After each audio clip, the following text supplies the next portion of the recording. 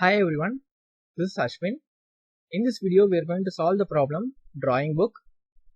Bree's drawing teacher asked her class to open their books to a page number.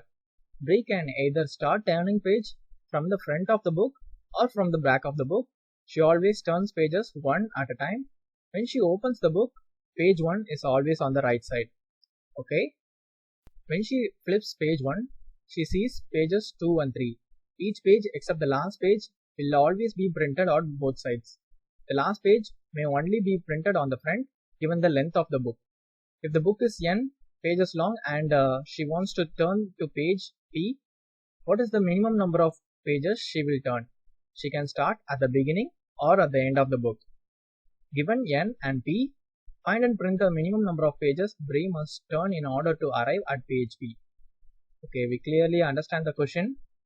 Let's see an example. Okay, the total number of pages is 6 and we want page 2. For that, Bree starting from page 1, she flips a page and we reach the page 2. If she wants to start from the back, from page 6, she flips it around 4 and 5 and she again flips it around, it reaches 2. Okay, the question is pretty straightforward. We have to find the minimum number of pages to arrive at page P. We have to calculate the P from the front and we have to calculate from the back, and we will compare the minimum at the end. Let's solve the problem. Front equals P divided by 2.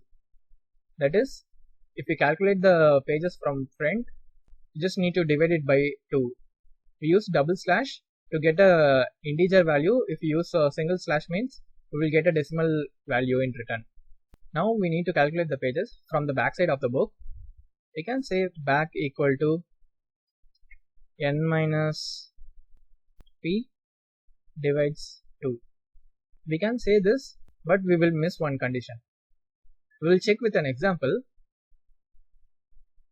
If the page number is odd, that is n equal to 7, and we need to arrive page 5, means 7 minus 5 is 2, 2 divides 2 is 1. So if it's 7 here means we will need to flip one page. We will arrive at the page 5. What if the page number is even? That is 6.